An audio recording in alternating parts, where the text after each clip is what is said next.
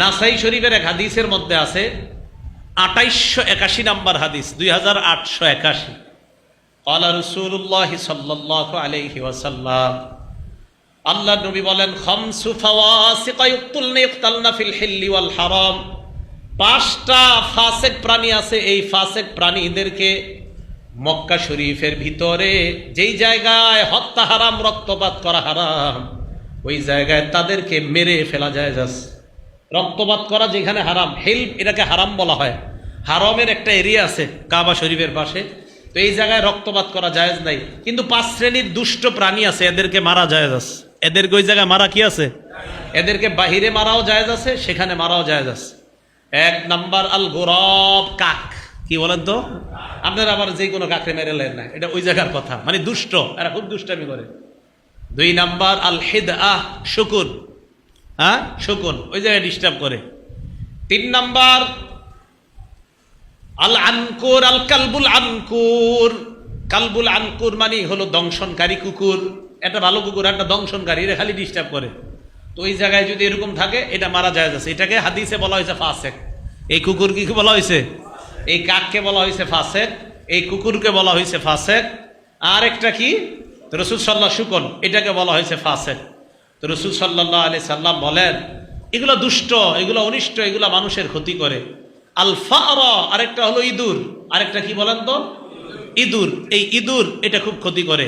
5 number আল আকরাব, বিচ্ছু, বিষাক্ত বিচ্ছু। এইগুলা ফাসেক, নবীজি বলছেন এগুলার হত্যা করা জায়েজ আছে।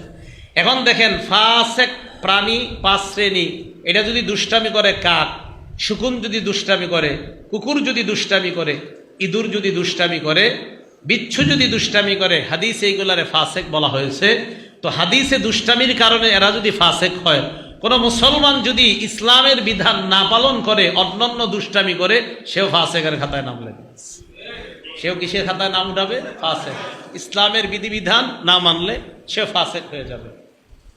এখন ফাসেক কারা? আল্লাহ বলেন, আল্লাযীনা ইয়ানকুদুনা আহদাল্লাহি মিন বাদি মিসাকি। 1 নাম্বার, যারা আল্লাহর সাথে ওয়াদা করার পরে ওয়াদা ভঙ্গ করে, এরা হলো ফাসেক। আসতেছি আমি কথায়। 2 নাম্বার, ওয়ায়াকতাউনা মা আমারাল্লাহু বিহি আইয়ুসালাহ। আল্লাহ যা জোড়া লাগাইতে বলছে, এটা যারা ছিন্ন করে, তারাও ফাসেক।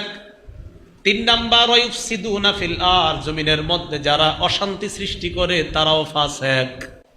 তাহলে 1 নাম্বার, আল্লাহর ওয়াদা রক্ষা যারা করে না, তারা ফাসেক। 2 নাম্বার, আল্লাহ যা জোড়া লাগাইতে বলে, তারা তা ছিন্ন করে, তারাও ফাসেক। 3 নাম্বার, জমিনের মধ্যে যারা অশান্তি সৃষ্টি করে, তারাও ফাসেক। তারাও কি বলেন তো? ফাসেক। এবার শোনেন, জাফর রহমতুল্লাহি আলাইহি, ঐতিহাসিক তাফসীর কারক, নাম কি বলেন তো? জাফর। উনি বলেন, মুনাফিকের বিখ্যাত 6টা আলামত আছে। ওই মুনাফিক, যেই মুনাফিকরা দুনিয়ার মধ্যে খুব প্রভাব নিয়ে চলে, তাদের 6টা আলামত। তিনি বলেন, দুনিয়ার মধ্যে একদল মুনাফিক আছে, যারা মানুষের সামনে খুব ভাব নিয়ে চলে, খুব দেমাগ নিয়ে চলে, খুব দেমাগ নিয়ে চলে। তাদের আলামত হলো 6টা। জোরে বলেন, কয়টা? 1 নাম্বার, ইজা হাদ্দাসু কাযাবু, তারা কথা বললে মিথ্যা কথা বলে। 2 নাম্বার, ইজা ওয়াদু আখলাফু, তারা যখন ওয়াদা করে, ওয়াদা খেলাফ করে। 3 নাম্বার, ইজা তুমিনু খানু, তাদের কাছে আমানত রাখলে আমানতের খেয়ানত করে। 4 নাম্বার, ওয়ানাকাদু আহদাল্লাহ, তারা আল্লাহর সাথে যে ওয়াদা করে, ওই ওয়াদা তারা ভঙ্গ করে। 5 নাম্বার, ওয়াকাতউ মা আমারাল্লাহ, আল্লাহ যা জোড়া লাগাইতে বলে, এটা ছিন্ন করে। 6 নাম্বার, ওয়া আফসাদু ফিল আরদি, দুনিয়ার মধ্যে অশান্তি সৃষ্টি করে।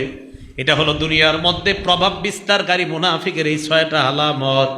যে মুনাফিক ভাবসাব নিয়ে থাকে, এবং আমরাও জানি এটা যে মুনাফিক, সবাই জানে যে এটা ইমানদার নাম দিছে, যদিও যে এটার মধ্যে বাটপার আর কেউ নাই। তো জাফর রহমতুল্লাহ আলাইহি বলেন যে এটার মধ্যে তোমরা 6টা আলামত পেয়ে যাবা। এটা কথা বললে মিথ্যা বলবে। 2 নাম্বার, এটা ওয়াদা করলে খেলাফ করবে। 3 নাম্বার, এটার কাছে আমানত রাখলে খেয়ানত করবে। 4 নাম্বার, এটা আল্লাহর সাথে ওয়াদা খেলাফ করবে। 5 নাম্বার, আল্লাহ যা জোড়া লাগাইতে বলছে, এটা তারা ছিন্ন করবে। 6 নাম্বার, এটা জমিনের মধ্যে ফাসাদ সৃষ্টি করবে। এটা চিহ্নিত মুনাফিকের 6 আলামত। কি মুনাফিক? মানে যারা আমরা চিনি। আরেক দল আছে যাদেরকে আমরা চিনি না, এরা ভয়ে আমাদের সামনে প্রকাশ করে না, হে যে মুনাফিক। এই মুনাফিকের গোপন আলামত হলো তিনটা। বলেন কয়টা? ওই প্রথম তিনটা। ইজা হাদ্দাসা কাযাবা, কথা বললে মিথ্যা বলে। বুখারী শরীফের 33 নম্বর হাদিসে আছে, এটা কথা বললে মিথ্যা বলে। ওয়াইদা ওয়াদা আখলাফা, ওয়াদা করলে খেলাফ করে। ওয়াইদা তুমিনা খানা, এটার কাছে আমানত রাখলে আমানতের খেয়ানত করে। এটা হলো কে? চুপচাপ মুনাফিক। ও কি করে? চুপে চুপে আপনার সাথে যা বলবে মিথ্যা বলবে, কিন্তু আপনার মনে হবে সত্য কথা, আসলে বলছে মিথ্যা। এ আপনার সাথে ওয়াদা করার পরে এমন ভাবে বলবে, ভাই তুমি আমারে দাও 10,000 টাকা দাও, আগামী শুক্রবারে জুমার ঠিক আগে, আজানের আগে দিয়ে দেব। আর শুক্রবার মরার আগে হবে না, শুক্রবার মরার আগে হবে না। এই ওয়াদা খেলাফ, এই চিন্নি, এগুলো চুপচাপ। 3 নাম্বার, এর কাছে যখন আপনি কোনো জিনিস আমানত রাখবেন, মনে হবে এর মতো পিসাব পুরা দুনিয়াতে নাই, রাখার পরে বুঝবেন এ আপনার আর চিনে না। তাহলে এগুলো হলো গোপন। আর প্রকাশ্যে যেগুলা, এগুলা মিছা কথাও করবে প্রকাশ্যে, ওয়াদা খেলাফ করবে প্রকাশ্যে, আমানত রাখলে খেয়ানত করবে প্রকাশ্যে। এই আমানতের খেয়ানতের ব্যাখ্যা আর করলাম না, করলে কত মানুষ যে ডুববে এটার ভিতরে আল্লাহ ভালো জানে। আর হলো আপনার আল্লাহর সাথে ওয়াদা খেলাফ করবে, আর আল্লাহ যা জোড়া লাগাইতে বলছে এটা ছিন্ন করবে, জমিনে অশান্তি সৃষ্টি করবে। আল্লাহ এই সবগুলা বদ গুণ থেকে আমাদেরকে বেঁচে থাকার তৌফিক দান করেন। এবার আসেন আলোচনায় ঢুকি।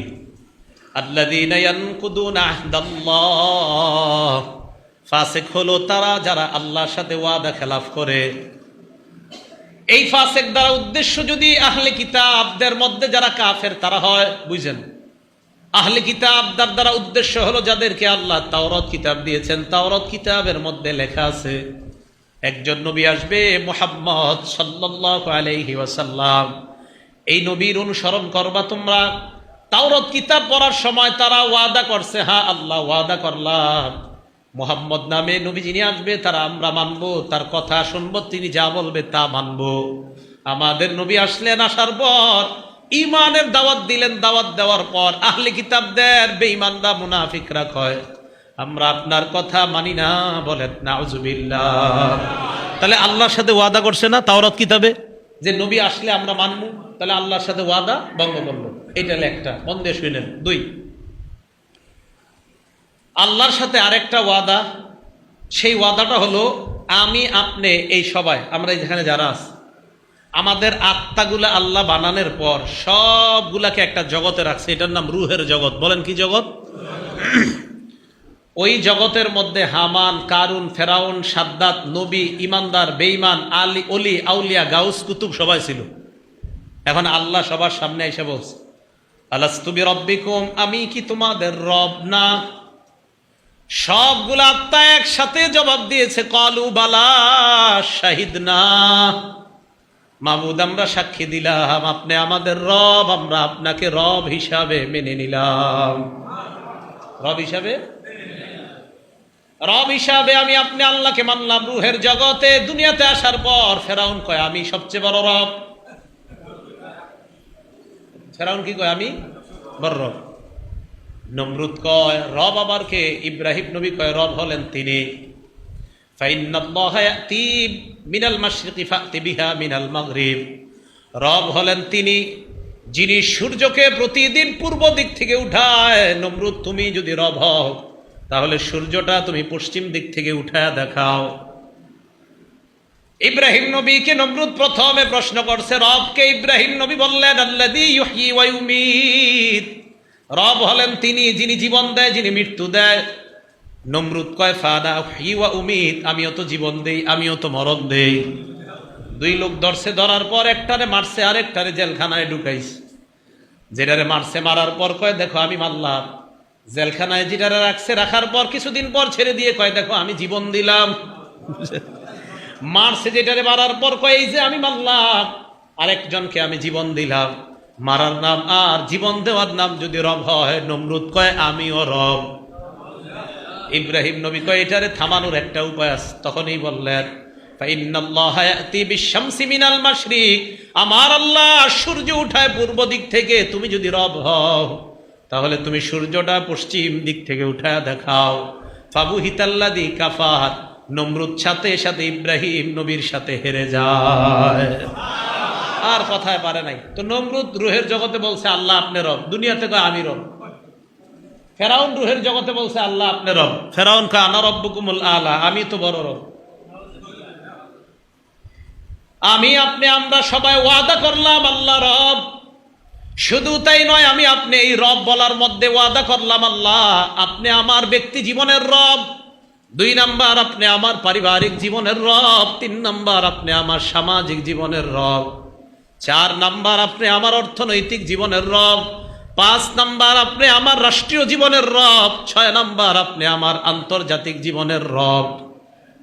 আমরা আপনাকে রব মানলাম। আমি আপনি 5 ওয়াক্ত নামাজ আদায় করি ফজরের নামাজের সময়। ছেলের বয়স 25-30 বছর, ডাক দিতে গেলে মা কয় ডাক দিও না, রাত 3টায় ঘুমাইছে। কয়টায়? এই যে আপনি পারিবারিক জীবনে রব না আল্লাহরে মানছেন, তো ছেলের নামাজ না পড়াইলে কোথায় মানলেন? কথা মনে বুঝেন নাই? ব্যক্তি জীবনে রবকে বুঝলাম, তা আপনি ব্যক্তি জীবনে রব আল্লাহরে মানেন, তাই ফজর নামাজে আসলেন। এখন ছেলেরে ডাক দেওয়াটা এটা কোন রব? পারিবারিক জীবনে। ছেলেরে যে নামাজে ডাকবেন এটা কোন ক্ষেত্রে? পারিবারিক জীবনে। তো ছেলেরে নামাজে ডাক দিতে গেলে বিবি কয় ডাক দিয়েন না, রাত 3টায় ঘুমাইছে, তো পারিবারিক জীবনে কোথায় রব মানলেন? আপনার বিবিরে আপনি নামাজের কথা বলেন না, আপনার মেয়েকে আপনি বলেন না, আপনি নিজে নামাজ পড়েন, কপালে দাগও পড়ে গেছে। আপনি ব্যক্তি জীবনে আমার রবকে রব মানতেছেন, পারিবারিক জীবনে মানছেন না। যদি মানেন তো বিবিরেও নামাজ পড়াবেন, যদি মানেন মেয়েকেও বলবেন নামাজ পড়তে, যদি মানেন ছেলেকেও নামাজ পড়তে বলবেন। বরং আপনি টেনশনে থাকেন যে নামাজে ডাক দিলে ছেলেটার স্বাস্থ্যের কোনো ক্ষতি হয় কিনা। ভাই কথা বোঝার চেষ্টা করেন। তাহলে ব্যক্তি জীবনে রবকে, হ্যাঁ ব্যক্তি জীবনে রবকে, 3 সামাজিক জীবনে রব আল্লাহ। চা দোকানের সামনে দিয়ে আসার নামাজে আপনি আসলেন, আসার সময় দেখলেন একদল মুসলমান টেলিভিশন দেখতেছে, তাদেরকে আপনি নামাজের কথা বললেন, এই তো সামাজিক জীবনে আপনি রব মানলেন। টেলিভিশন দেখে মুসলমান, চলো নামাজে যাই, নামাজে যাই। সমাজের কয়টা মুসলমানরে আপনি নামাজের দাওয়াত দিয়েছেন? হুজুর একজনরেও দেই নাই। তো আপনি না আল্লাহরে সামাজিক জীবনেও রব মানছেন। যদি মানেন তাহলে মানুষকে কেন দাওয়াত দেন না? 3। 4 নাম্বার বলেন অর্থনৈতিক জীবনের রব কে? জোরে জোরে বলেন কে? তাহলে সুদ খান কেন? হ্যাঁ এই তো ধরা খেয়ে গেলাম। তো সুদ খান কেন? আল্লাহ না অর্থনৈতিক জীবনের রব, তো সুদ মানুষ কেন খায়? বেশি টাকার জন্যই তো, নাকি? তো আপনারা রব মানছেন আল্লাহরে, আল্লাহ তো আপনার ব্যবস্থা করবে, তাহলে আপনি অতিরিক্ত এই সুদ হারাম কেন খান? তাহলে অর্থনৈতিক জীবনে রব কে? যদি বলেন আমি আল্লাহরে অর্থনৈতিক জীবনে রব মানলাম, তাহলে কোনো মুসলমান সুদ খাইতে পারে না, কারণ আমার অর্থনৈতিক জীবনে কি হবে না হবে জানে আমার আল্লাহ। আমি হালাল পথে চেষ্টা করে যাব, দেওয়া না দেওয়ার মালিক হলেন আমার আল্লাহ। এই অর্থনৈতিক জীবনের রব। তাহলে হুজুর যদি খতিব সাহেব মিম্বরের মধ্যে বসে সুদের ওয়াজ করে, জুমার থেকে বের হওয়ার পর এলাকার 10 জনকে নিয়ে তার চাকরি খাওয়ার আর চিন্তা করবেন? হ্যাঁ করবেন? চাকরি খাওয়ার চিন্তা? সারা সুদের ওয়াজ করলেই পরের দিন এলাকায় শুরু হয়ে যায়, কি হুজুর আর ওয়াজ খুঁজে পায় না, হুজুর আর ওয়াজ খুঁজে পায় না। আরে 20 বছর উনি খতিব মসজিদের, তো 20 বছর পরে একদিন সুদের ওয়াজ শুরু করছে। তো হুজুরে বলতেছে ভাই কিছু হারামের সম্পর্ক মুখের সাথে, কিছু হারামের সম্পর্ক খাদ্যের সাথে, কিছু হারামের সম্পর্ক আত্মীয়তার সাথে, কিছু হারামের সম্পর্ক আমলের সাথে হুজুর ওয়াজ শুরু করছে। এই এলাকায় শুরু হয়ে গেছে, হুজুর আপনি 20 বছর তো ভালোই ছিলেন, ইদানিং আবার কি শুরু করলেন এক ওয়াজ, খালি হারাম আর হারাম, হারাম আর হারাম, এই ওয়াজ কেন শুরু করছেন? তাহলে মন থেকে বলেন আমাদের অর্থনৈতিক জীবনে রব কে? তাহলে আমার জীবনে প্রত্যেকটা অর্থ 1 টাকা হোক, 100 হোক, 1 কোটি হোক, এটা কি হালাল হবে না হারাম হতে হবে? হারাম। হারাম হতে, যদি হারাম হয় 1 টাকা, আর যদি হারাম হয় 1 টাকা, তাহলে বলেন তো এই হারাম 1 টাকা হওয়া মানে এটা সুদের অন্তর্গত বা যে কোনো পন্থায় এটা হারাম হওয়া, আর এই হারামটা আমি আমার পকেটে ঢুকাবো না। কেন? কারণ আমি আমার অর্থনৈতিক জীবনেও রব মেনে নিয়েছি কাকে? আমার আল্লাহ আমার হালাল রিজিকের ব্যবস্থা করবে। 4, 5 আপনি আমার রাষ্ট্রীয় জীবনের রব। রুহের জগতে বলছি আল্লাহ আপনি আমার রব, মানে আপনি আমার রাষ্ট্র জীবনের রব। রাষ্ট্রের মধ্যে যেন কোরআন সুন্নাহ কায়েম হয়ে যায়, কয়দিন দোয়া করছেন? বুঝেন? কোরআন বুঝেন? বুঝেন না। রাষ্ট্রীয় জীবনে যেন রব হয়, কয়দিন দোয়া করছেন? উল্টা আপনারা কোন হুজুর ওটা কি ইসলামের মধ্যে আছে? এই যে আপনারা গৌরীপুর গেলেন, নবীজির ব্যঙ্গ করার প্রতিবাদে মিছিল করলেন, এটা কি ইসলামে আছে? আপনি শুরু করে দিয়েছেন এই কথা। তাহলে রাষ্ট্রীয় জীবনেও রবকে, তাহলে আমার রাষ্ট্রে যেন আমার রবের বিধান কায়েম হয়ে যায়, এই জন্য দোয়া করা, চেষ্টা করা। 6 নাম্বার, আন্তর্জাতিক জীবনে রবকে, এই জন্য সারা পৃথিবীর মধ্যে যেন ইসলাম কায়েম হয়ে যায় এই চেষ্টা করা। কেন? কারণ ইসলাম যদি পুরা দুনিয়ার মধ্যে কায়েম হয়ে যায় তাহলে পুরা দুনিয়াটা শান্তিময় দুনিয়া হয়ে যাবে। ইসলাম শান্তি, তাহলে রাষ্ট্রে ইসলাম কায়েম হওয়া মানে শান্তি কায়েম হওয়া। ইসলাম এমন এক ধর্ম যেই ধর্ম সকল ধর্মের মানুষের শান্তি নিশ্চিত করে। এই ধর্মের নাম কি? ইসলাম। মনে থাকবে তো? তাহলে এবার সুন্দরভাবে বলেন, আমার ব্যক্তি জীবনে রবকে, পারিবারিক জীবনে রবকে, সামাজিক জীবনে রবকে, অর্থনৈতিক জীবনের রবকে, রাষ্ট্রীয় জীবনের রবকে, আন্তর্জাতিক জীবনের রবকে আল্লাহ। তো মাশাআল্লাহ বুঝে আসছে। তো রুহের জগতে আমরা বলছি আল্লাহ আপনি আমাদের রব। এবার আল্লাহ কয় আল্লাযীনা ইয়ানকুদুনা আহদাল্লাহি মিন বাদি মিসাকিহি, আল্লাহর সাথে ওয়াদা করার পর যারা ওয়াদা ভঙ্গ করে তারা হলো ফাসিক। এই মিয়া তোমরা না আমার সাথে ওয়াদা করছো, আমি তোমাদের রব, তোমরা কিভাবে এই ওয়াদা ভঙ্গ করো? যদি ওয়াদা ভঙ্গ করো তাহলে তোমরাও ফাসিক। এই হলো আরেকটা, তাহলে ওয়াদা ভঙ্গ করা যাবে না। এবার আসেন আরেকটা, কি ওয়াদা ভঙ্গ দ্বারা উদ্দেশ্য? মুফাসসিরিনে কেরাম লেখছেন ইমতিসালু আওয়ামিরিল্লাহ ওয়াল ইজতিনাবু আন নাওয়াহিল্লাহ। আল্লাহর সাথে ওয়াদা হলো আল্লাহর সমস্ত পালনীয় বিধানগুলা পালন করা, আল্লাহর সমস্ত নিষিদ্ধ বিষয়গুলা থেকে বেঁচে থাকা। আল্লাহর সাথে ওয়াদা মানে হলো আল্লাহর আদেশগুলা পালন করা, আল্লাহর নিষেধগুলা থেকে বেঁচে থাকা। বাংলাটা বলেন, আল্লাহর সাথে ওয়াদা মানে আল্লাহর আদেশগুলা পালন করা, মেনে নেওয়া, হ্যাঁ, আর আল্লাহর নিষেধগুলা থেকে বেঁচে থাকা। এবার সূরা হাসরে যাইতে হলে আল্লাহ বলেন মা আতাকুমুর রাসূলু ফাখুযুহু, নবী তোমাদেরকে যা দিয়েছেন তোমরা তা গ্রহণ করো। ওয়া মা নাহাকুম আনহু ফান্তাকু, নবী যা থেকে নিষেধ করেছেন তা থেকে তোমরা বিরত থাকো। তাহলে নবী যা দিয়েছেন তা গ্রহণ করার ওয়াদা, আর নবী যা থেকে আমাদেরকে নিষেধ করেছেন তা থেকে আমরা বিরত থাকবো, এই ওয়াদা। ঠিক আছে তো? এখন নবীর কথা যে আমরা মানব, গ্রহণ করব, আর নবী যা থেকে নিষেধ করেছেন তা থেকে আমরা বিরত থাকব, এই ব্যাপারে আমরা আল্লাহর সাথে ওয়াদা করলাম। এখন নবী আমাদেরকে যা দিবে আমরা গ্রহণ করতে রাজি আছি ইনশাআল্লাহ। আমাদের নবী দুনিয়ার মধ্যে আমাদের জন্য 2টা জিনিস রেখে গেছেন, বলেন কয়টা? 1 নাম্বারের নাম কোরআন, বলেন কি? 2 নাম্বার সুন্নাহ, বলেন 2 নাম্বার। 1 নাম্বার, 2 নাম্বার সুন্নাহ। হ্যাঁ, এই বয়ান কেন করতেছি খুব ভালো করে বুঝেন। আপনাদের সামনে এমন এক ফিতনা আসতে পারে যেই ফিতনা এসে আপনাদেরকে বলবে কোরআন থাকতে আবার সুন্নতের কি দরকার, কোরআন থাকতে আবার হাদিসের কি দরকার। এই ফিতনা আপনাদের সামনে এসে বলবে, এবং ফেসবুকে আপনাদেরকে অনেকে বন্ধু বানায়ও ফেলছে, যারা আপনারে ফেসবুকে দাওয়াত দিচ্ছে যে কোরআন থাকতে আবার হাদিসের কি দরকার, এবং ওই দাওয়াত পাওয়ার পর থেকে আপনি চেঞ্জ হয়ে গেছেন অনেক। এখন শুনেন, আমি আর আপনি না কোরআনে ওয়াদা করছি নবী যা দিবে এটা গ্রহণ করব, ওয়াদা করছি না? তা আপনি কোরআন কই মানলেন? আমি কোরআন মানি, তো কোরআন মানলেন কই? কোরআন যদি মানেন তো রসুল যা দিছে 2টাই গ্রহণ করতে হবে। রসুল কয়টা দিছে? কোরআন সুন্নাহ, কোরআন সুন্নাহ। দলিল সহিহুত তারগিব 40 নম্বর হাদিস। ক্বালা রাসূলুল্লাহি সাল্লাল্লাহু আলাইহি ওয়াসাল্লাম তারাকতু ফীকুম মা ইন ইতাসামতুম বিহি ফালান তাদিল্লু আবাদা। আমি তোমাদের কাছে এমন 2টা জিনিস রেখে গেলাম, যদি তোমরা আঁকড়ে ধরতে পারো তোমরা পথভ্রষ্ট হবে না।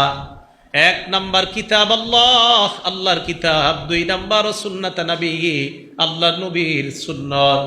তাহলে বলেন আল্লাহর কোরআনের মধ্যে আল্লাহ বলছে নবী যা দিয়েছেন গ্রহণ করো। আমি আপনাদের কাছে জানতে চাই আমাদের নবী আমাদেরকে কয়টা জিনিস দিয়েছেন? 2টা, কোরআন সুন্নাহ। মাশাআল্লাহ। এখন যদি কেউ আপনাদেরকে বলে শুধু কোরআন মানো, আপনি বলবেন না, কোরআনও মানতে হবে, সুন্নতও মানতে হবে। কোরআনও মানতে হবে, হ্যাঁ বলবে কেন? আপনি বলবেন কোরআনে আল্লাহ বলছে তাই। হ্যাঁ বলবে কোরআনে কি বলছে আল্লাহ? আপনি বলবেন আল্লাহ কোরআনে বলছে নবী যা দেয় এটা গ্রহণ করো, আর আমার নবী দিছে 2টা, কোরআন এবং সুন্নাহ। সোজা হিসাব। আবার বলছি, এই ছেলে শুধু কোরআনের কথা বলতেছে, আমারে আপনারা দাওয়াত দিচ্ছে, মনে করেন ভাই শুধু কোরআন মানলেই তো চলে, হাদিসের কি দরকার? তা আমরা পাল্টা বলবো, জি ভাই আমরা কোরআন মানি, কোরআন মানি বলেই হাদিস মানি। আবার উনি বলবে শুধু কোরআন মানো, তখন আমরা জবাব দেব ভাই আমরা কোরআন মানি, আর কোরআন মানি বলেই হাদিসও মানি। তো হে বলবে এটা কেমনে? তখন আমরা বলবো সূরা হাশরে আল্লাহ বলছে নবী যা দিয়েছে এটা গ্রহণ করো। তো সূরা হাশরের ওই কথা অনুযায়ী নবী আমগরে দিয়েছে দুইটা, কোরআন এবং সুন্নাহ। তাই কোরআন অনুযায়ী আমরা কোরআন এবং সুন্নাহ দুইটা গ্রহণ করলাম। মনে থাকবে নি কথাটা? এখন রাসূল আকরাম সাল্লাল্লাহু আলাইহি সাল্লাম এক হাদিসের মধ্যে জানায়া গেছে এমন একটা জামানা আসবে যেই জামানায় মানুষ আমারে আপনারে শুধু কোরআন দিয়া ধোকা দিতে চাইবে আর বলবে হাদিসের কোনো দরকার নাই। নাউজুবিল্লাহ বলেন। কিতাবের নাম ইবনে মাজাহ, হাদিস নাম্বার 12। আপনাদেরকে কেউ ফেসবুকে দাওয়াত দিলে নগদ বলবেন যে ইবনে মাজার 12 নাম্বার হাদিসে নবীজি বলছে। কি বলছে? ক্বালা রাসূলুল্লাহ সাল্লাল্লাহু আলাইহি ওয়াসাল্লাম, আল্লাহ নবী বলেন ইউশিকুর রাজুলু মুত্তাকিআন আলা আরিকাতি, এমন একটা জামানা আসবে যেই জামানায় মানুষ সিংহাসনের উপর আসন দিয়ে বসবে। ইউহাদ্দাসু বিহাদিসিম মিন্নি, আমার হাদিস তার সামনে পেশ করা হবে। হাদিসের দাওয়াত দেওয়ার পর ওই ব্যক্তি বলবে বাইনানা ওয়া বাইনাকুম কিতাবুল্লাহ, আমাদের মাঝে কোরআন আছে, কোরআন থাকতে হাদিসের কি দরকার? বলেন নাউজুবিল্লাহ। দেখেন এই লোকরে হাদিস বললে বলবে হাদিসের কি দরকার, কোরআনই তো যথেষ্ট। আবার আপনারে বুঝাবে ফামা ওয়াজাদনা ফীহি মিন হারামিন হারামনা, কোরআনের হারাম মানলেই তো হয়। ওয়ামা ওয়াজাদনা ফীহি মিন হালালিন ইস্তাহলালনা, কোরআনের হালাল হালাল মানলাম, কোরআনের হারাম হারাম মানলাম, হাদিসের কি প্রয়োজন? এবার আমার আপনার জবাব হবে তুমি যদি হাদিস না মানো, আল্লাহ নবী বলে দিয়েছেন আলা ওয়া ইন্নামা হাররামা রাসূলুল্লাহ মিসলু মা হাররামাল্লাহ, শোনো তোমরা, আমি নবী যা হারাম করেছি আমার হারাম করা আল্লাহর হারাম করার মতো হারাম হয়ে যায়। তাহলে আমার হারাম করা আল্লাহর হারাম করার মতো, আমার হালাল করা আল্লাহর হালাল করার মতো। তাহলে বলেন, তাহলে নবী আমাদেরকে কয় জিনিস দিয়ে গেছেন? দুইটা, কোরআন সুন্নাহ। বলেন কোরআন সুন্নাহ। এখন আসবে আরো প্রশ্ন। কি প্রশ্ন? যে জুমার নামাজের দিন যে আপনারা আজান দেন, 2 আজান, কয় আজান? আরে জুমার আগে কয় আজান হয়? এক আজানে মসজিদে আসেন, আরেক আজানে হুজুর খুতবা দেয়, তাই তো? এখন আবার আরেক দল আপনারে বলবে জুমার নামাজের আজান যে 2টা দেন এটা আবার কই পাইলেন? কত সমস্যা। উনি আপনাকে বলবে এক আজান সুন্নত, নবীর সুন্নত, আরেক আজান কই পাইলেন? আপনি জবাব দিবেন জুমার নামাজের দিন এক আজান নবীর সুন্নত, কথাটা সত্য। আরেক আজান হযরতে উসমানের সুন্নত। বলেন এক আজান নবীর সুন্নত, কার সুন্নত? আরেক আজান কার সুন্নত? উসমান রাদিয়াল্লাহু তাআলা আনহুর সুন্নত। এবার আপনাকে পাল্টা প্রশ্ন করবে, নবীর সুন্নত মানি বুঝতে পারলাম, উসমানের সুন্নত যে মানো এটার কোনো দলিল আছে কিনা? কত টেনশন। জবাবে বলবেন ইবনে মাজার 42 নাম্বার হাদিসে দলিল আছে। ইবনে মাজাহ কিতাবের নাম, কয় নাম্বার হাদিস? হ্যাঁ, কথা মন দিয়ে বুঝেন। ক্বালা রাসূলুল্লাহ সাল্লাল্লাহু আলাইহি ওয়াসাল্লাম, আল্লাহ নবী বলেন আলাইকুম বিসুন্নতি ওয়া সুন্নাতিল খুলাফাইর রাশিদিন আল মাহদিয়িন, তোমরা আমার সুন্নত আঁকড়ে ধরো, আমার খোলাফায়ে রাশেদা হেদায়েত প্রাপ্ত সাহাবার সুন্নত তোমরা আঁকড়ে ধরো, আমার সুন্নত আঁকড়ে ধরো, আমার হেদায়েত প্রাপ্ত সাহাবা খোলাফায়ে রাশিদিন যারা তাদের সুন্নত আঁকড়ে ধরো। এক সুন্নত আজান, এটা নবীর সুন্নত থেকে পাইলাম। আরেক সুন্নত উসমানের সুন্নত, আর নবীও বলছে খোলাফায়ে রাশেদার সুন্নত আঁকড়ে ধরবা। বলেন তো হযরতে উসমান 4 খলিফার মধ্যে আছে কিনা? তাহলে উসমান খলিফার মধ্যে থাকলে উসমানের কথা যে মানতে হবে এটা নবী বলছেন হাদিসে। ইবনে মাজার 42 নাম্বার হাদিস। দাঁড়ান, দাঁড়াও, তুমি দাঁড়াও, এই তাকান। ইবনে মাজার 42 নাম্বার হাদিস। এক আজান দিছে এই ছেলেটা, আজানে জুমার নামাজে আসছেন, আরেক আজান দেওয়ার পরে খতিব সাহেব খুতবা দিছে। মন দিয়ে বুঝবেন। তাহলে এক আজান মানতে হবে, এটাও পাইলাম কি? নবীর সুন্নতে। ইবনে মাজার 42 নাম্বার হাদিসে আছে আলাইকুম বিসুন্নতি, আমার সুন্নত আঁকড়ে ধরো। তাহলে বুঝলাম এক আজান নবীর সুন্নতে পাইছি, তাই এক আজান দিলাম। আরেক আজান কই আছে? কয় উসমানের সুন্নত। কয়টা মানতে হবে? কই আছে? কয় ইবনে মাজার 42 নাম্বার হাদিসে আছে ওয়া সুন্নাতিল খুলাফাইর রাশিদিন, যে আরেকটা হলো খোলাফায়ে রাশেদার সুন্নত, এইটাও মানতে নবীজি বলছেন। তাই হাদিস আংশিক বলা যাবে না, পুরাটা বলতে হবে। যে এক আজান মানি নবীর সুন্নত আঁকড়ে ধরার কারণে, আরেক আজান মানি সাহাবাদের সুন্নত আঁকড়ে ধরার কারণে। নবীর সুন্নত আঁকড়ে ধরার কথাও নবী বলছেন, সাহাবার সুন্নত আঁকড়ে ধরার কথাও নবী বলছেন। তাই সাহাবার আমল করা মানি নবীর কথার অনুযায়ী আমল করা। বুঝছেননি কথা? তাহলে কোরআন সুন্নাহ, বলেন কোরআন সুন্নাহ। তাহলে কোরআনও মানতে হবে, সুন্নতও মানতে হবে।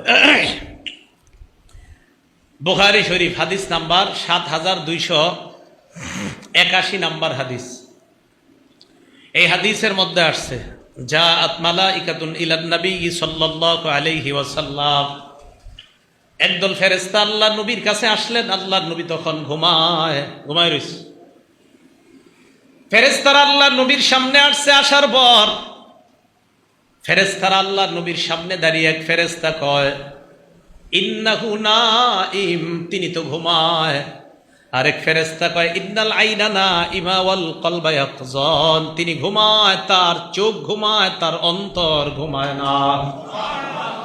নবীজি ঘুমায়, তার চোখ ঘুমায়, তার অন্তর ঘুমায় না। তো নবীজি সাল্লাল্লাহু আলাইহি সাল্লাম তো ঘুমায় রইছে। এখন আপনাদেরকে আমি বলি, আমি যে হাদিস কইতেছি আমি কেমনে জানলাম নবী না ঘুমায়? বুঝে না? আরে নবী না ঘুমাইতেছে তো এই হাদিস জানছি কেমনে? হ্যাঁ, নবীর কি ঘুমায়? অন্তর। এই অন্তর ঘুমায় না বলি তো এই হাদিস জানছি, বুঝে নেই। আবার নবীর কি ঘুমায়? অন্তর। আর অন্তর ঘুমায় না বলেই তো এই হাদিস আমরা জানতে পারছি, না তো জানতাম না। আরে কথা বুঝছেননি? আল্লাহ জানে, বুঝতেছিনি, বুঝতে হইব কিন্তু। তাহলে নবীর কি ঘুমায়? কি ঘুমায় না? আর অন্তর ঘুমায় না বলেই এই হাদিস আমি বলতে পারতেছি। বুখারী শরীফের ৭,২৮১ নাম্বার হাদিস। আপনারা বুঝছেননি নাকি আমার ধমক শুনে বলতেছেন বুঝছি? আচ্ছা আচ্ছা। রসুল আকরাম সাল্লাল্লাহু আলাইহি সাল্লাম ঘুমায় রইছে। তো রসুল সাল্লাল্লাহু আলাইহি সাল্লামের কাছে ফেরেশতারা আসছে। আসার পর ফেরেশতারা বলতেছে ওনার চোখ ঘুমায়, অন্তর ঘুমায় না। এবার একদল ফেরেশতা কয়, ইন্নালি সাহিবিকুম হাযা মাসালা ফাদরিবু লাহু মাসালা, এই যে উনি ঘুমাইতেছে তার একটা দৃষ্টান্ত আছে, তার দৃষ্টান্ত তোমরা বর্ণনা দাও। এই কথা বলার পর আরেক ফেরেশতা কয়, তিনি তো ঘুমায়। আরেক ফেরেশতা কয়, আরে তার চোখ ঘুমায়, অন্তর ঘুমায় না। তাহলে কথাটা দুইবার হইল। এবার ফেরেশতারা বলে, মাসালুহু কামাসালি রজুল, দাওয়াত তাবলীগের কাজ যারা করেন গাশতের আদবে ঠিক এইভাবে কথাগুলো বলবেন। তাহলে দাওয়াত দিতে গেলে ঠিক এইভাবে কথাগুলো বলবেন। মাসালুহু কামাসালি রজুল, যে উনি যিনি ঘুমিয়ে আছেন ওনার দৃষ্টান্ত হলো এমন এক ব্যক্তির মতো, বানাদারা, যিনি একটা ঘর বানিয়েছেন, ওয়াজআলা ফিহা মা'দুবা, ঘরের মধ্যে দস্তরখান, দস্তরখানের মধ্যে রং বেরঙের সুস্বাদু খাবার, বাসা দাইয়া, একজন আহ্বানকারীকে বাহিরে পাঠাইছে, যাও তুমি এই এলাকার যাদেরকে পাইবা দাওয়াত দিবা, বলবা ওই ঘরে মজাদার খাবার আছে, যারা আসবে তারা খাবার খাইতে পারবে। আহ্বানকারী বাহিরে যায়, যাওয়ার পর আমাকে আপনাকে আমাদেরকে ডাক দিয়েছে, চলো ওই ঘরের দিকে। ঘরের মধ্যে দস্তরখান, দস্তরখানের মধ্যে সুস্বাদু খাবার। ফামান আজাবাদ দাইয়া দাখালাদ দার ওয়া আকালা মিনাল মা'দুবা, যারা ওই আহ্বানকারীর ডাকে সাড়া দেয় তারা ঘরের মধ্যে যাইতে পারে, দস্তরখানার খাবার খাইতে পারে। ওয়া মান লাম ইউজিবিদ দাইয়া লাম ইয়াদখুলিদ দার ওয়া লাম ইয়াকুল মিনাল মা'দুবা, যারা দস্তরখানের, যারা আহ্বানকারীর ডাকে সাড়া দেয় নাই, তারা ওই আহ্বানকারীর ডাকে না সাড়া দেওয়ার কারণে ঘরেও যাইতে পারে নাই, দস্তরখানের খাবারও খাইতে পারে নাই। একটু বুঝছেননি? এক ব্যক্তি একটা ঘর বানাইছে, ঘরের ভিতর দস্তরখান বিছাইছে, দস্তরখানে সুস্বাদু খাবার। একজন দরজায় গিয়ে বলতেছে, ও ভাই আসেন সবাই, ঘরে দস্তরখান আছে, সুস্বাদু খাবার আছে। তো যারা আহ্বানে সাড়া দিছে তারা ঘরে আসছে, আইসা সুস্বাদু খাবার খাইছে। যারা সাড়া দেয় নাই তারা আসে নাই, সুস্বাদু খাবারও খায় নাই। নবী কিন্তু ঘুমায় রইছে।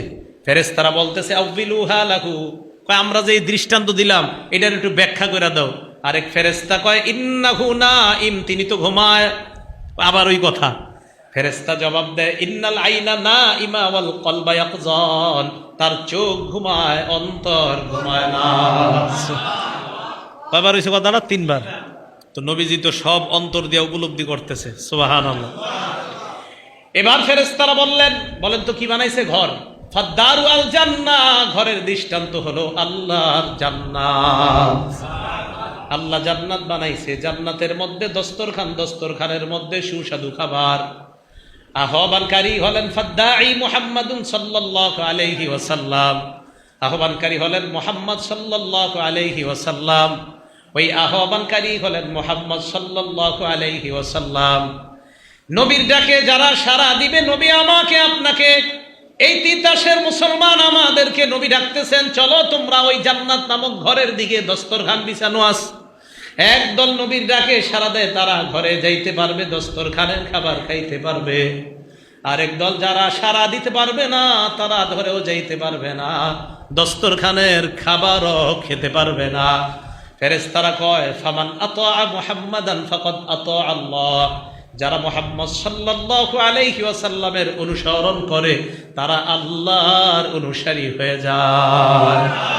ওয়ামান আসা মুহাম্মাদান ফাকাদ আসাল্লাহ, যারা মুহাম্মদ সাল্লাল্লাহু আলাইহি ওয়াসাল্লামের নাফরমানি করে তারা আল্লাহর নাফরমানি করে, বলেন নাউজুবিল্লাহ। এবার আসেন আবার আগের কথায়, নবী যা দিবে তা আমরা গ্রহণ করব, নবী যা দিবে তা আমরা, আবার নবী যা দিবে তা আমরা। তাহলে নবীর কথা মেনে নেওয়ার নাম হলো আনুগত্য। আল্লাহ নবীর কথা মানা মানে নবীর আনুগত্য করা, আর নবীর আনুগত্য করা মানে কার আনুগত্য করা? এখন যদি কেউ বলে শুধু কোরআন মানি হাদিস মানি না, তাহলে বুঝতে হবে এই লোক হলো মুনাফিক মার্কা বেঈমান। শুধু কোরআন শুধু হাদিস, কেউ যদি বলে আমি শুধু হাদিস মানি কোরআন মানি না, কেউ যদি বলে আমি শুধু কোরআন মানি হাদিস মানি না, আমরা জবাব দিব, ভাই তুমি তোমার মত লয়ে থাকো, আমরা কোরআন হাদিস দুইটাই মানি, আমরা কোরআন হাদিস। এবার প্রশ্ন, বলেন কেন মানি? সবাই বলেন কেন মানি? কারণ কোরআনের ওই তো মাশাআল্লাহ, আল্লাহ তো বলছে ধরতে, নবী যা দিবে তা ধরো। মাশাআল্লাহ, কি আপনি হুজুরে কইছেন? আপনি না, সাধারণ লোক কইলে ভালো লাগতো কথাটা। কেন মানি? আল্লাহ বলছে তাই মানি। আল্লাহ বলছে নবী যা দিবে তা ধরবা, তাহলে আমরা নবীর কথা কেন মানি? আল্লাহ বলছে নবী যা দিবে তা গ্রহণ করতে, তাই মানি। আচ্ছা, না মানলে সমস্যা কি? এবার দেখেন প্রথম সমস্যাগুলো দেখেন। সূরা নিসা আল্লাহ বলছে, ফানকিহু মা তাবা লাকুম মিনান নিসা, নারীদের মধ্যে যাদেরকে পছন্দ হয় তাদেরকে বিয়ে করো। তার মানে কি প্রেম করবেন? না না, মানে আপনার বাবা মা আপনার নিয়ে যাবে, নিয়ে যাওয়ার পর দেখাবে, পছন্দ হইলে বিয়ে করবেন, বিষয়টা এরকম না। তাহলে বিয়ে করো, পাইলাম। সূরা নূরের মধ্যে আছে, ওয়ানকিহুল আয়ামা মিনকুম ওয়াস-সালিহিনা মিন ইবাদিকুম ওয়া ইমাইকুম, তোমাদের মধ্যে অবিবাহিত নারী পুরুষ যারা, তাদেরকে তোমরা বিয়ে করায়া দাও। সূরা নিসায় পাইলাম বিয়ে করো, সূরা নূরের মধ্যে পাইলাম বিয়ে করাও। আবার সূরা নিসায় কি করো? বিয়ে। আর সূরা নূরে বিয়ে। তাহলে কোরআনে আছে কি? বিয়ে করো এবং বিয়ে করাও। আবার বলেন তো কোরআনে কি আছে? করো এবং বিয়ে। কেমনে? এটা কোরআনে নাই। কেমনে? এই যে হুজুর বসে না, বসার পরে বলে না 1.5 লক্ষ টাকা দেন মোহরের বাবদ, তোমারে বিয়ের প্রস্তাব করলাম, রাজি থাকলে বলো কবুল। এটা কোরআনে কোন জায়গায় লেখা আছে? তাহলে বলেন তো এটা কই আছে? এই তো মাশাআল্লাহ বুঝে আসছে, কোরআনে আসছে বিয়ে করো, কোরআনে আসছে বিয়ে করাও। পদ্ধতি কই আছে? হাদিস। মাশাআল্লাহ, তাহলে কোরআন লাগবে, হাদিস লাগবে। কেন? কোরআন বুঝতে হলে হাদিস লাগবে। বুঝছেননি সবাই? আসলে বুঝছেননি? আচ্ছা, তাহলে বিয়ে করো বিয়ে করাও কোরআনে আছে, কেমনে? এটা হাদিসে আছে। তাই আমরা কোরআন সুন্নাহ দুইটাই মানি, কোরআন সুন্নাহ দুইটাই মানি। এবার আসেন 17 পারা 7 পৃষ্ঠাে আছে, ইয়া আইয়ুহাল্লাযীনা আমানুর কাউ, হে ঈমানদারগণ তোমরা রুকু করো। কেমনে? কোরআনে নাই। ওয়াসজুদু, তোমরা সিজদা করো। কিভাবে? কোরআনে নাই। তাহলে কোরআনে আছে রুকু করো, কোরআনে আছে সিজদা করো, কেমনে করো? এটা আছে হাদিসে। তাই আমরা কোরআন মানি, হাদিস মানি। কোরআনে নাই ফজরের নামাজ 2 রাকাত, কোরআনে আছে নামাজ পড়ো, সিজদা করো, রুকু করো। কিন্তু কোরআনের মধ্যে ফজর 2 রাকাত, যোহর 4 রাকাত, আসর 4 রাকাত, মাগরিব 3 রাকাত, এশা 4 রাকাত, এই কথা কোরআনের মধ্যে নাই। এর মানে মনে রাখবেন, ফেসবুকে যারা আপনাদেরকে বলে কোরআন মানো হাদিস লাগবে না, তারা একটা সময় আপনারে বলবে নামাজের কথা কোরআনে আছে, সিজদার কথা কোরআনে আছে, রুকুর কথা কোরআনে আছে। তা আপনি যে অনুসারী হবেন ফেসবুকে, আপনি বলবেন হ্যাঁ ঠিকই তো। তা আপনার উনি ফেসবুকে বলবে তুই কি করে আসছো এতক্ষণ? তো আপনি বলবেন আমি এশার নামাজ পড়ে আসছি। হেই মিয়া, এশার নামাজ কয় রাকাত পড়ছো? তো আপনি বলবেন 4 রাকাত, এরপরে 2 রাকাত, এরপরে 3 রাকাত। এটা যে পড়ছো কোরআনে কই আছে? ওই আপনার গুরু আপনারে বলবে, পাল্টা প্রশ্ন। তা আপনি দেখবেন কোরআনের কোনো জায়গায় লেখা নাই এশা যে 4 রাকাত, এশার যে ফরজ 4 রাকাত, সুন্নত 2 রাকাত, বিতির 3 রাকাত, কোরআনে কোথাও লেখা নাই। এবার আপনার গুরু আপনাকে বলবে অতএব নামাজ পড়া লাগবে না। এই যে আপনারা শেষ করবেন না, এইভাবে আপনাকে শেষ করবে। তাহলে কোরআনে আছে রুকু করো, কোরআনে আছে সিজদা করো, কিভাবে করো বলেন তো, এটা কই আছে? মাশাআল্লাহ, কোরআনে আছে বিয়ে করো, কোরআনে আছে বিয়ে করো। কিভাবে করাবো কোথায় আছে? কোরআনে আছে রুকু করো, কোরআনে আছে সেজদা করো। পদ্ধতি কোথায় আছে? মাশাআল্লাহ। তাহলে আমাদের নবী আমাদেরকে যা শিখাবে তা আমরা গ্রহণ করব, এই অঙ্গীকার কার সাথে করছি? আল্লাযীনা ইয়ানকুদুনা আহদাল্লাহ, আল্লাহর আদেশ আল্লাহর নিষেধ মানার ওয়াদা আমরা করলাম। তাহলে একটা গেল। এরপরে ওয়ায়াকতাউনা মা আমারাল্লাহু বিহি আইয়ুসালাহ, আল্লাহ যা জোড়া লাগাইতে বলছে এই জোড়াটাকে যারা ছিন্ন করে। কমুনি এই কথাটা কি? না উঠবেন না তো কোয়া শুরু করলে? আচ্ছা, এর দ্বারা উদ্দেশ্য হলো আত্মীয়তার সম্পর্ক। কি সম্পর্ক? আত্মীয়তা। ভাই ভাই, ভাই বোন, এক ভাই আরেক ভাইরে 40 বছর একজন আরেকজনের চেহারা দেখে না। বাপে চাচার সাথে কেন রাগ? এই জন্য ভাতিজা চাচারে সালাম দেয় না। মানে আব্বার সাথে আমার কাকার রাগ, এই জন্য আমি আব্বা আমার কাকারে সালাম দিই না। চিন্তা করেন, মানে ভাই ভাইয়ের অভিমান হইতেই পারে, দুই ভাইয়ের অভিমান হইতে পারে, এই জন্য ভাতিজায় ওই চাচারে সালাম দেয় না। কেন? আমার চাচার সাথে আব্বা কথা করে, তাই ওনারে আমিও সালাম দিই না। রক্তের সম্পর্ক যারা জোড়া লাগায়, এটা আল্লাহ কোরআনে বলছে। এখন কি? বুখারী শরীফের 5983 নাম্বার হাদিস। এক ব্যক্তি নবীজির কাছে আসছে, আসার পর নবীজিরে বললেন, আখবিরনি বিআমালিন ইয়া রাসূলুল্লাহ ইউদখিলুনিল জান্নাহ, হুজুর আমারে কিছু আমল শিখাইয়া দেন যে আমলগুলা করলে আমি জান্নাতে যাব। নবীজি বললেন, 4টা আমল করবা, তাহলে সহজে জান্নাতে যাইতে পারবা। বলেন কয়টা? 1 নাম্বার তা'বুদুল্লাহ লা তুশরিকু বিহি শাইআ, আল্লাহর ইবাদত করবা, এই ইবাদত করতে গিয়ে আল্লাহর সাথে শিরিক করবা না। বলেন আমরা ইবাদতে শিরিক করব না। রাজি আছি তো? এখন মাদ্রাসার ওলামায়ে কেরাম যারা বলবে যে এই এই ইবাদত শিরিক আছে, ওনারা বলার পরে শিরিক ছাড়তে রাজি আছি সবাই? এটা কেন বললাম? আপনারা হোমনার আশেপাশে, তো হোমনার আশেপাশে একটু গন্ধ আছে কিছু একটা জিনিসের, এই গন্ধ যাতে ইবাদতে না থাকে সাবধান থাকবেন। আচ্ছা, কি গন্ধ? এটা হুজুরে কইব। এই হলো আপনার 1 নাম্বার, ইবাদত করো, শিরিক করবা না। 2 নাম্বার তুকিমুস সালাহ, নামাজ পড়বা। 3 নাম্বার তুতিজ যাকাত, যাকাত আদায় করবা। 4 নাম্বার তাসিলুর রহিম, রক্তের সম্পর্ক রক্ষা করবা। মরবা আল্লাহর জান্নাতে প্রবেশ করবা। রক্তের সম্পর্ক রক্ষা করবা। সহিহ বুখারী হাদিস নাম্বার 5984 নাম্বার হাদিস। ক্বালা রাসূলুল্লাহ সাল্লাল্লাহু আলাইহি ওয়াসাল্লাম লা ইয়াদখুলুল জান্নাতা কাতিউন, রক্তের সম্পর্ক ছিন্নকারী জান্নাতে প্রবেশ করবে না। বলেন নাউযুবিল্লাহ। সহিহ বুখারী হাদিস নাম্বার 5985 নাম্বার হাদিস। ক্বালা রাসূলুল্লাহ সাল্লাল্লাহু আলাইহি ওয়াসাল্লাম, আল্লাহ নবী বলেন, মান সাররাহু আইয়ুবসাতা লাহু ফি রিজকিহি ওয়া ইনসালাহু ফি আসরিহি, কোন মানুষ যদি চায় তার রিজিকে বরকত, তার হায়াতে বরকত। রিজিকে আর হায়াতে বরকত কারা চান? সবাই চান? হাত নামান। বলেন তো কয় জিনিসে বরকত? রিজিক এবং নবীজি বলেন, কেউ যদি চায় রিজিকে এবং হায়াতে বরকত, ফালইয়াসিল রাহিমা, সে যেন রক্তের সম্পর্ক রক্ষা করে। আল্লাহ তার হায়াতেও বরকত দিবেন, রিজিকেও বরকত দিয়ে দিবেন। তাহলে কেউ যদি চায় তার রিজিকে বরকত হোক, কেউ যদি চায় তার হায়াতে বরকত হোক, তাহলে সে যেন রক্তের সম্পর্ক করে। বাস্তবিক অর্থে আপনি দেখবেন, আপনার যে আত্মীয় স্বজনরা আপনারে দেখতে পারে না, খালি কয় আপনি নাকি তাদের খোঁজ নেন না, কিন্তু আপনি যদি ঠিকই চুপি চুপি তাদের খোঁজ খবর রাখেন, আপনি দেখতেছেন আপনারা তারা ঠকাইতেছে, এরপরে আপনি সম্পর্ক রক্ষা করতেছেন। 10 বছর পর চিন্তা ভাবনা করে দেখবেন আপনি ভালো আছেন তাদের চাইতে। সত্যি আপনি চিন্তা করে দেখেন আপনি ভালো আছেন, আল্লাহ আপনারা ভালো রাখছে। সহিহ বুখারী হাদিস নাম্বার 5987 নাম্বার হাদিস। আল্লাহ যখন এই দুনিয়া পুরাটা বানাইছে, ইন্নাল্লাহা খালাকাল খালকা হাত্তা ইযা ফারাগা মিনাল খালকি, পুরা দুনিয়া বানানোর পর আল্লাহ যখন সৃষ্টি থেকে অবসর হলেন, কামাতির রহিম, রক্তের সম্পর্কটা আল্লাহর সামনে দাঁড়ায় গেছে। সুবহানাল্লাহ। কে দাঁড়াইছে? আরে উনি আর আমি দাঁড়াইছি না, না, সম্পর্কটা দাঁড়াইছে। এটা কেমন দেখতে আল্লাহ জানে। আল্লাহর সামনে দাঁড়াইছে, দাঁড়ানোর পর কয় আল্লাহ হাদা মাকামুল আইজ বিকা মিনাল কতিআ, আল্লাহ আপনার কাছে অভিযোগ করার জন্য দাঁড়াইছি। কি অভিযোগ? কয় মাবুদ, যারা রক্তের সম্পর্ক ছিন্ন করে তাদের ব্যাপারে অভিযোগের এটাই তো শ্রেষ্ঠ জায়গা। আল্লাহ কি বলে দেখেন, আমা তারদাইনা আন আসিলা মান ওয়াসালাকি, রক্তের সম্পর্ককে আল্লাহ বলে তুমি কি এতে সন্তুষ্ট না? তোমাকে যারা রক্ষা করবে আমি আল্লাহ তাদেরকে রক্ষা করার ওয়াদা করলাম। ভাই বাংলাটা সুন্দরভাবে বুঝেন, যারা রক্তের সম্পর্ক, আত্মীয়তার সম্পর্ক রক্ষা করবে আল্লাহ তাদেরকে রক্ষা করবে।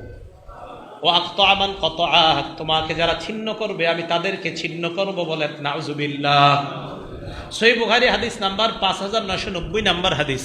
ক্বালা রাসূলুল্লাহ সাল্লাল্লাহু আলাইহি ওয়াসাল্লাম, আল্লাহর নবী বলেন ওয়ালাকিন লাকুম রাহিমুন আবুল্লুহা বিবালালিহা, নবীজি বলেন রক্তের সম্পর্কের একটা রস আছে, এই রসের মাধ্যমে আমি নবী রক্তের সম্পর্কটাকে প্রাণবন্ত করে রাখি, সজীব করে রাখি।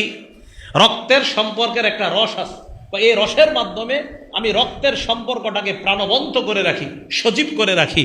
তো মনে রাখবেন, রক্তের সম্পর্ক যারা রক্ষা করবে তাদের রিজিকে বরকত হবে, তাদের হায়াতে বরকত হবে। কথাটা মনে থাকবে তো সবার? সহিহ বুখারী হাদিস নাম্বার 5991 নাম্বার হাদিস। আপনাদের অনেকের অভিযোগ আছে, আমি জানি, এই বয়ান করার পরেও অভিযোগটা করতে পারেন কানে কানে। তো অভিযোগ করার আগে আমি অভিযোগটা বলে দিই, জবাবটাও দিয়ে দিই। কি হুজুর, আমার ভাইয়ের সাথে আমি কথা কইতে চাই, হেই কয় না, আসেনি হুজুর, আমি তোর সম্পর্ক রক্ষা করতে চাই কিন্তু আমার সাথে হেরা রক্ষা করে না। এই অভিযোগটা আপনাদের মসজিদের হুজুরও পায়, আশেপাশের মাদ্রাসা ওলামারাও পায়। হুজুর, আপনারা কোন আত্মীয়তার সম্পর্ক ঠিক রাখতে, আমি তো ঠিক রাখতে চাই, এরাই আমার সাথে ঠিক রাখে না। আসেনি অভিযোগটা? আচ্ছা, এবার অভিযোগের জবাব হাদিস থেকে নেন। ক্বালা রাসূলুল্লাহ সাল্লাল্লাহু আলাইহি ওয়াসাল্লাম, বুখারী 5991। আল্লাহ নবী বলেন লাইসাল ওয়াসিলু বিল মুকাফি। একটু ধরেন তো, এটা দেখেন সবাই, এই মনে করেন উনি আমার রক্তের সম্পর্ক, আমি ওনারে দিলাম এটা। নবীজি কয় শুধুমাত্র এই যে দায়িত্ব আদায় করলা এটার নামই সম্পর্ক রক্ষা করা না, মানে এটার নামও তো রক্ষা করা। কয় শুধুমাত্র এটাই যে রক্ষা করা তা না। কয় তাহলে কোনটা রক্ষা করা? নবীজি বলেন, এবার ছেড়ে দেন এটা, এই ওনার সাথে আমি ছিন্ন করলাম। নবীজি বলেন ওয়ালাকিনিল ওয়াসিলুল্লাযী ইযা কুতিআত রাহিমুহু ওয়াসালাহা, রক্তের সম্পর্ক প্রকৃত রক্ষাকারী সে যে ছিন্ন করার পর উনি আমার সাথে ছিন্ন করতেছে আর আমি এটা জোড়া লাগানোর চেষ্টা করতেছি। নবী কয় তুমি প্রকৃত রক্তের সম্পর্ক রক্ষাকারী। তাহলে প্রশ্নের জবাব পাইছেন নি? হুজুর, এ আমার সাথে রক্ষা করতে চায় না। নবীজি কয় এ না চাইলে কি হয়েছে, তুমি রক্ষা করার চেষ্টা চালায় যাও, তুমি আল্লাহর দরবারে প্রকৃত রক্তের সম্পর্ক রক্ষাকারী হবে। ভাই বুঝছেন নি? তাহলে উনি রক্ষা করতে চায় না কিন্তু আমি করব। আমি বারবার যাব, ঈদের দিন খোঁজ নিব ভাইয়ের, ভাই আমার সাথে কথা বলতে চায় না, আমি খোঁজ নিব।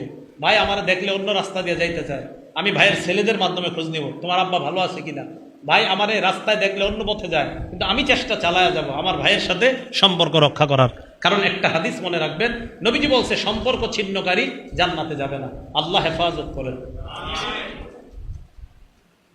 আরশ কই জানেননি আপনারা? আরশ, হ্যাঁ, জান্নাতুল ফেরদাউসের উপরে হলো আরশ। সুবহানাল্লাহ। হাদিস আছে জান্নাতের ব্যাপারে, আমার একটা বয়ান আছে মনে হয়, দেখবেন ইউটিউবে প্রায় 37টা আলোচনা আছে ওটাতে। তো দেখবেন যে অমিন ফাওকিহা আল আরশ, জান্নাতুল ফেরদাউসের উপরে আরশ, জান্নাতুল ফেরদাউসের উপরে। এবার আমার দিকে তাকান, রক্তের সম্পর্ক, মুসলিম শরীফের হাদিস, আর রহিমু মুআল্লাকাতুন বিল আরশ, রক্তের সম্পর্ক আরশের সাথে এখনো ঝুলা আছে, এইভাবে ঝুইলা ঝুইলা বলতে থাকে মান ওয়াসালানি ওয়াসালাহুল্লাহ, যে আমারে রক্ষা করে আল্লাহ যেন তারে রক্ষা করে। অমান কতানি কতাহুল্লাহ, যে আমারে ছিন্ন করে আল্লাহ যেন তারে ছিন্ন করে। রক্তের সম্পর্ক এটা বলতেছে আরশের সাথে ঝুলা ঝুলা। ভাই সম্পর্ক জুড়েন, আল্লাহ তৌফিক দান করেন। আবু দাউদ শরীফ 4902 নম্বর হাদিস। নবীজি বলেন মা মিন যামবিন আজদারু আইয়ুআজ্জিরাল্লাহু লিসাহিবিহিল উকুবাতা ফিদ দুনিয়া ওয়া মা ইয়াদখিরু লাহু ফিল আখিরাহ মিসলুল বাগী ওয়া কতিআতির রাহিম। রাসূল আকরাম সাল্লাল্লাহু আলাইহি সাল্লাম বলেন, রক্তের সম্পর্ক ছিন্নকারীরে দুনিয়াতে তো আল্লাহ আযাব দিবেই, আখিরাতে যে তার জন্য কি আযাব রাখছে, যে এত ভয়ঙ্কর শাস্তি রক্তের সম্পর্ক ছিন্নকারীর জন্য। দেখা দিস, তাহলে এটা ছিন্ন করা যাবে না। সহিহ বুখারী হাদিস নাম্বার 6138 নাম্বার হাদিস। আল্লাহরে বিশ্বাস করি সবাই, আখিরাত বিশ্বাস করি, তাহলে আমার সাথে হাত উঠান।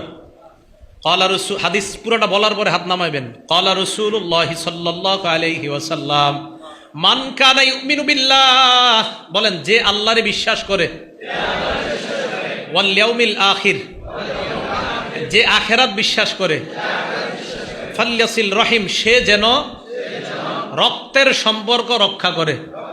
হ্যাঁ, তাহলে আমি হাদিসটা বলি, বলার পরে বাংলাটা আবার আমার সাথে বলবেন। মান কানা ইউমিনু বিল্লাহি ওয়াল ইয়াউমিল আখিরি ফালইয়াসিল রহিমা, যে আল্লাহ বিশ্বাস করে, আখিরাত বিশ্বাস করে, সেজন্য রক্তের সম্পর্ক রক্ষা করে। দেখা যাবো কালকে থেকে কারা কারা রক্তের সম্পর্ক রক্ষা করেন।